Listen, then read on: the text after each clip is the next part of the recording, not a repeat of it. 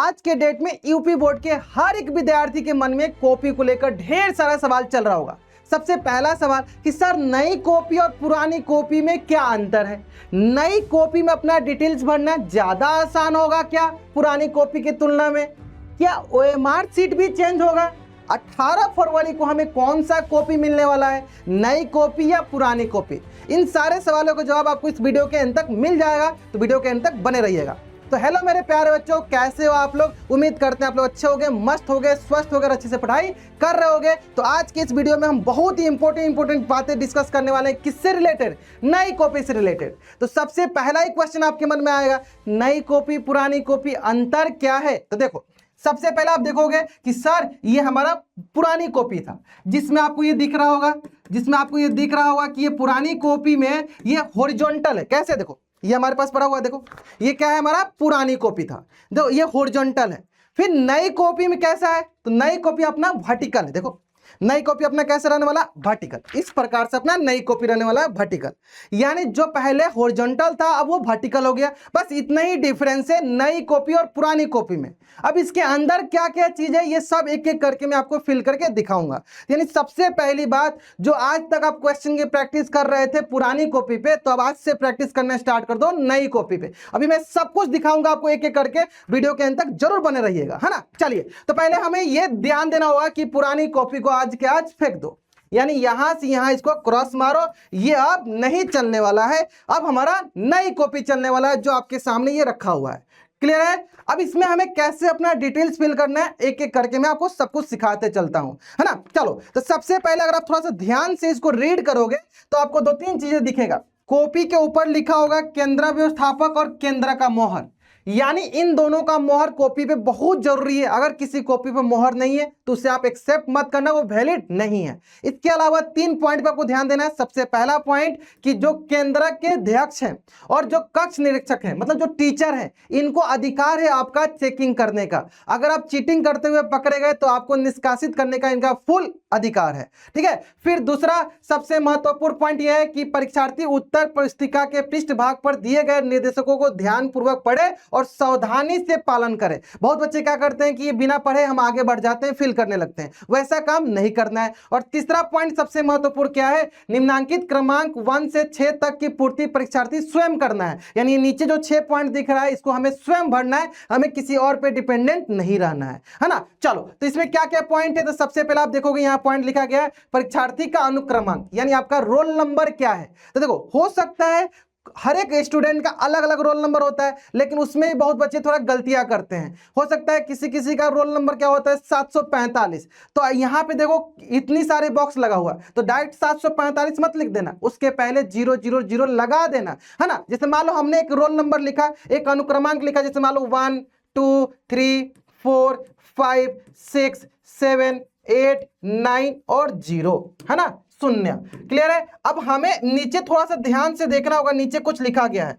क्या लिखा गया है? परीक्षार्थी का अनुक्रमांक शब्दों में आप बोलोगे सर इकाई, दहाई, सैकड़ा, हजार, 10,000, लाख, ऐसे नहीं करना है। जो हमारे पास ये अंक दिया गया है इसी को शब्दों में लिखना है। यानी पहला क्या है 1, तो आप इसको लिखो 1। कैसे लिखोगे? 1। कैसे लिखोगे आप इसको? 1। फिर अगला क्या? अगला है 2, फिर क्या है 3, फिर क्या है हमारे पास 4, फिर क्या है हमारे पास 5। ऐसे आप लिखोगे। अब बोलो सर नीचे स्पेस नहीं है, वहां पे स्पेस आपको दिख जाएगा। अगर इधर नहीं कंप्लीट होगा तो इसके नीचे लिख लेना, लेकिन लिखना सभी को अलग अलग। क्लियर है? ये 2 पॉइंट एकदम अच्छे से समझ में आ गया होगा। और तीसरा जो है विषय, जैसे मान लो आपकी गणित का है तो आप गणित लिख लो।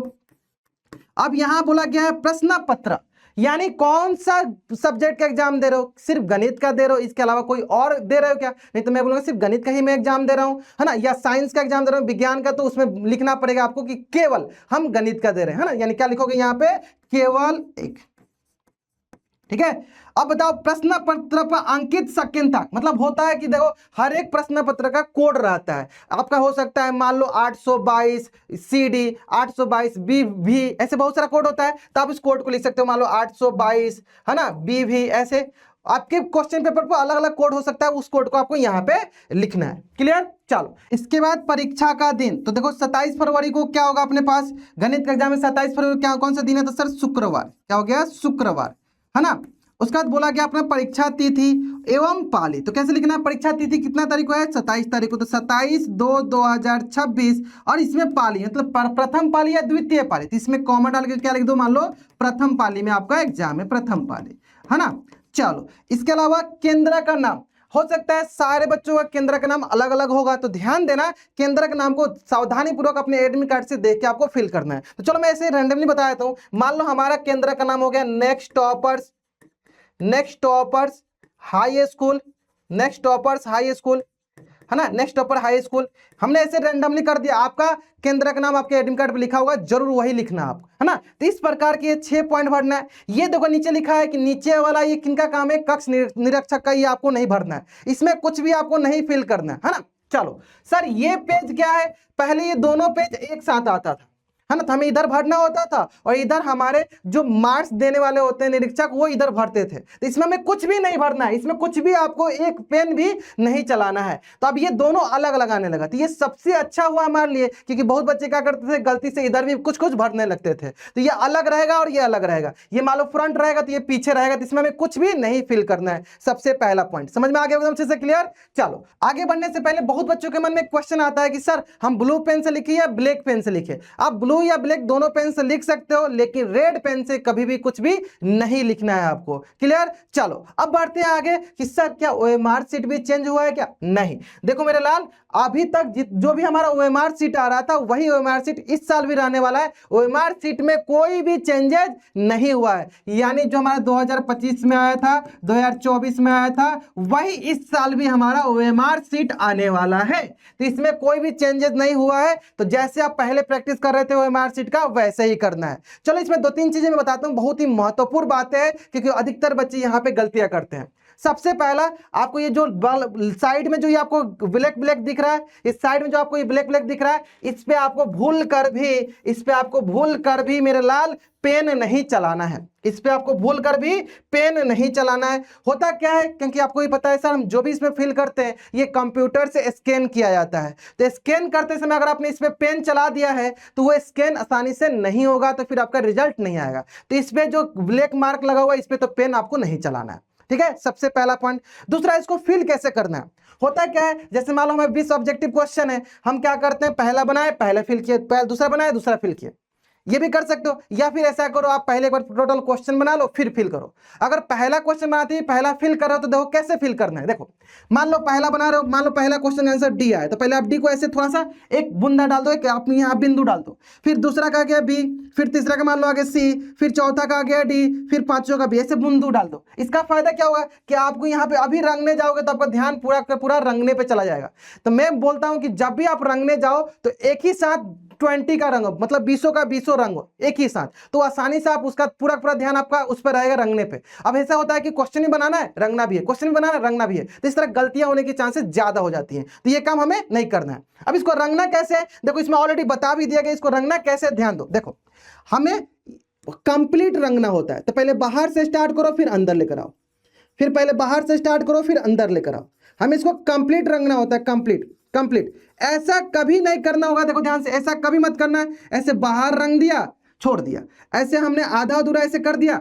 अब कभी कभी ऐसे भी होता है, बहुत बच्चे क्या करते हैं, सर गलती से उन्होंने बी को रंग दिया, फिर उनको पता चला नहीं बी गलती है, बी को ऐसे उन्होंने काट दिया, सी को रंग दिया।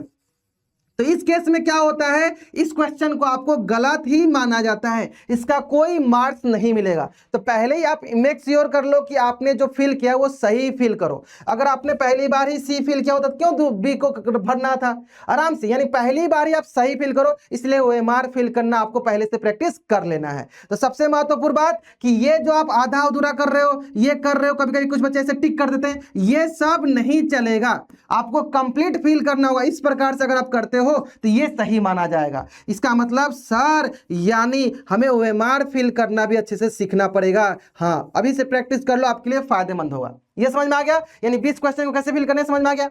अब यहां पे है कि प्रश्न पत्र का मार्क सीरीज, जैसे आपके पास जो क्वेश्चन पेपर मिलेगा उस पे कुछ ना कुछ कोड रहेगा, ए बी सी डी ऐसे बहुत सारा कोड आता है, जिससे पता चल गया आपको 7 सेट आते हैं, कोई सी वाई हो जाएगा, बी एक्स हो जाएगा, तो मान लो बी एक्स हो गया, तो पहला मान लो यहाँ बी ले लिए, दूसरा क्या लिए, एक्स ले लिए, तो हमें क्या करना पड़ेगा यहाँ पे, चलो हमें बी को पहले मार्क आउट करना पड़ेगा। तो चलो देखो क्या मिल गया हमें, देखो यहाँ पे बी मिल गया, इसको हमने क्या किया, देखो फिल किया, इसको गोल किया, है ना। फिर देखो इधर हमें एक्स देख लेते हैं, तो एक्स हमें मिल गया, चलो यहाँ पे एक्स मिल गया, तो हमने देखो इसको अच्छे से गोल किया, है ना। ऐसे इसको हमें फिल करना है कि हमें दूसरे बबल में नहीं सटना चाहिए। अगर सट गया इसका मतलब आपका गलत हो गया। क्लियर है, क्योंकि अगर आप इसको अच्छे से फिल नहीं करोगे तो ये स्कैन नहीं होगा, तो आपका रिजल्ट भी नहीं आएगा।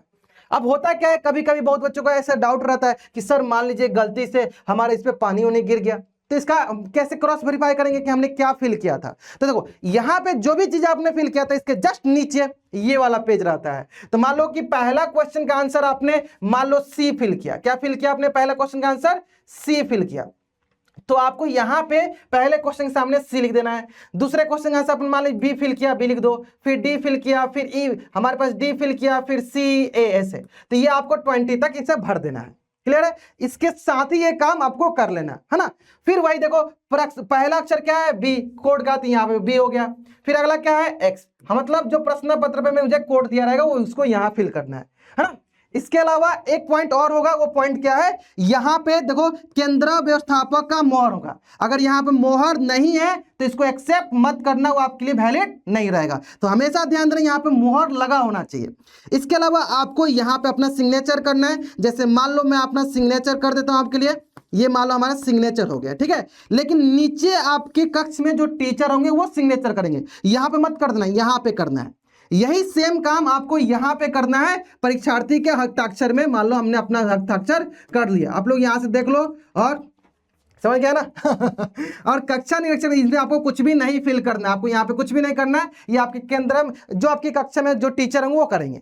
ध्यान देना यहाँ पे मोहर लगा होना चाहिए, मोहर लगा होना चाहिए। अगर मोहर नहीं लगा है तो उसको एक्सेप्ट नहीं करना है, उसको एक्सेप्ट नहीं करना। क्लियर क्लियर, उम्मीद करते हैं आपको ये ओएमआर कैसे फिल करना एकदम अच्छे से समझ में आ गया होगा। मेक श्योर करना, मैं सबसे अच्छा तरीका बताता हूं आपको ओएमआर फिल करने का, कि पहला क्वेश्चन देखो, अगर आपने आंसर सही कर लिया उसी समय एक यहाँ पे बुंदा लगा दो कौन सा आंसर सही है। फिर लास्ट में एक ही साथ आप फिल करना स्टार्ट करो, गोल उसको भरना स्टार्ट करो। इस तरह गलती होने के चांसेस बहुत ही कम होता है। क्लियर क्लियर, चलो अब आता है मेजर पॉइंट कि सर पहले तो आपने बताया हॉरिजॉन्टल कॉपी होता है, अब वर्टिकल कॉपी आ रहा है, तो वर्टिकल कॉपी कैसे आएगा, इस प्रकार से। अब आपके पास कॉपी किस प्रकार से मिलेगा, इस प्रकार से कॉपी मिलेगा। पहले आपके पास देखो वर्टिकल हॉरिजॉन्टल कॉपी आता था, उसमें ज्यादा हमें लिखना पड़ता था, लेकिन अब हमारे पास ऑलरेडी देखो सटीक से ऐसा होगा।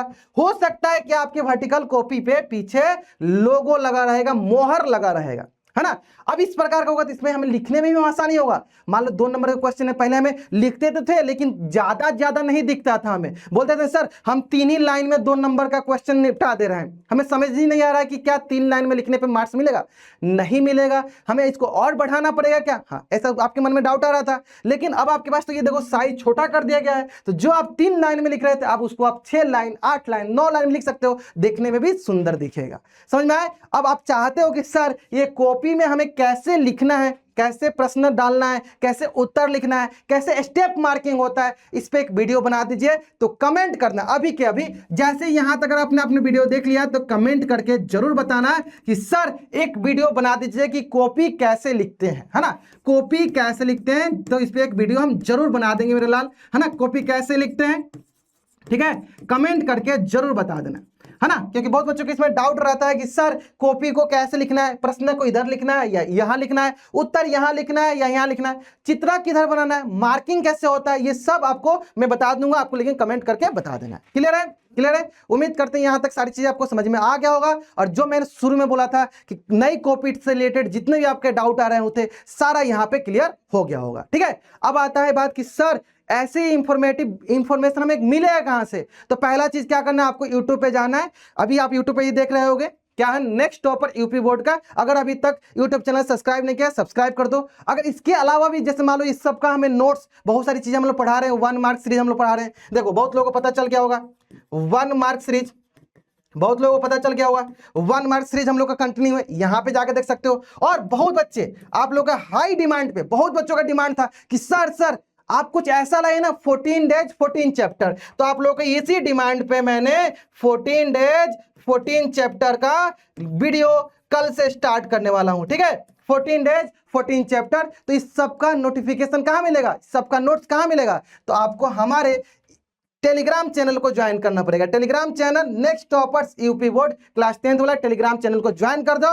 यहाँ पे हम जो भी अपना 14 डेज 14 चैप्टर वाला कराने वाले सबका नोट्स वहां प्रोवाइड कराएंगे। इसके अलावा 1 मार्क सीरीज का जो नोट्स होता है, क्लास नोट्स, जो हम लोग अच्छा से खूबसूरत राइटिंग में जो हमने लिखा है, सबका नोट्स कहाँ प्रोवाइड करेंगे? टेलीग्राम पे।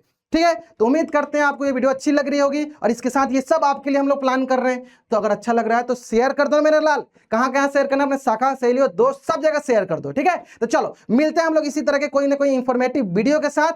तब तक के लिए टेक केयर।